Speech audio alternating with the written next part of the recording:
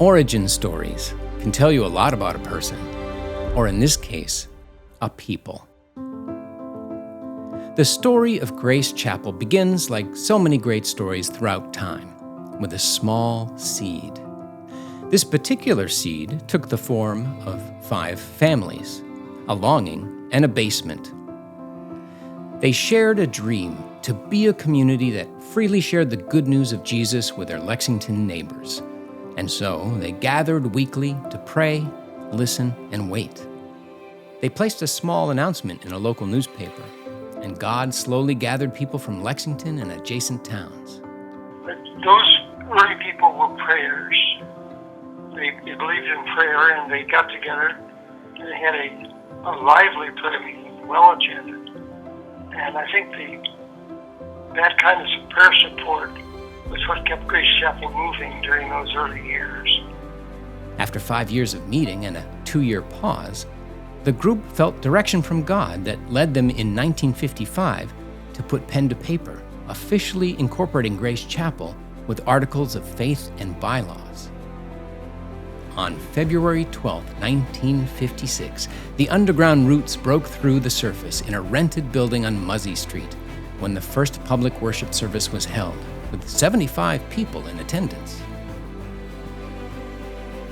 A generous church family donated an acre of land on a newly cut street, Worthen Road, and in 1959, a small chapel was constructed.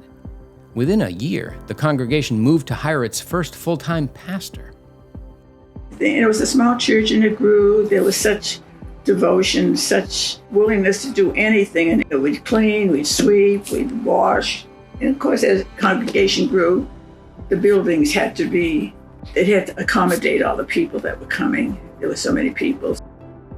Over the next 47 years, the original chapel would see 4 major additions and multiple renovations, reflecting the expanding needs of the people who called Grace Chapel home. My parents made this deal that if you wanted to play football, you've got to go to the retreat. And I went on the retreat and much to my surprise became a Christian. I was introduced to a short-term mission trip.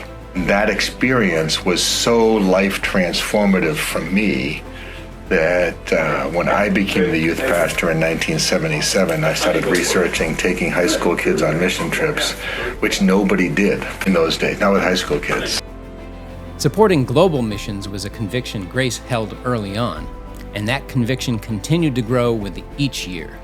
And as more and more families moved to the area, Grace became increasingly committed to investing in children, teenagers, and their families. And the vibrancy of this globally minded, intergenerational community led to a vibrancy in its worship services that increasingly drew people in.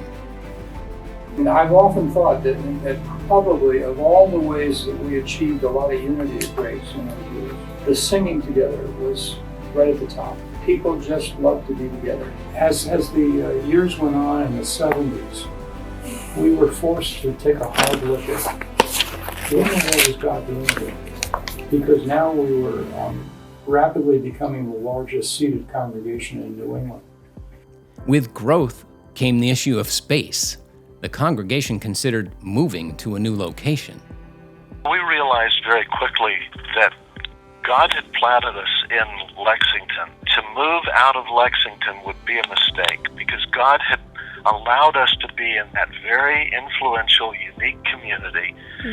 And so we needed to keep a presence there. And then in order to continue to grow, we needed to plant churches at a good distance so that the growth of the gospel in the area could continue.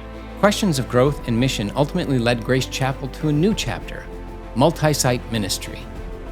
In 2011, a function hall in Wilmington became Grace Chapel's second campus. The following years saw 3 other campuses launched, one in Watertown and one in Foxborough, each purchased for $1, and one in East Lexington, a Sunday venue hosted at a local Christian academy. In 2020, the decision was made to plant in the next strategic location, online. The most striking thing about the beginnings of Grace Chapel was how focused they were on outreach. Again and again and again, these founding documents talk about sharing the gospel and loving their neighbors and being a witness and opening the doors to all kinds of people. That's why they were non-denominational. That's why they chose the name Grace. Grace Chapel is known for meeting people at different stages in their life journey. It is marked by its deep commitment to global and regional missions. A heart for God's world grew over time into a vision for a multicultural community which today represents over 50 beautiful ethnicities and cultures. Grace Chapel today is the fruit of the seed that was planted 75 years ago. There is no explanation for the phenomenon of Grace Chapel except God. Only God could unite Christians of different religious backgrounds or beliefs. Only God could provide the adhesive love which joined his children together for his ministry, and only God could bring about the blessed results which have been experienced. So this is his story. It's a story with chapters behind us and chapters yet to come. A story that, by the grace of God, continues to unfold.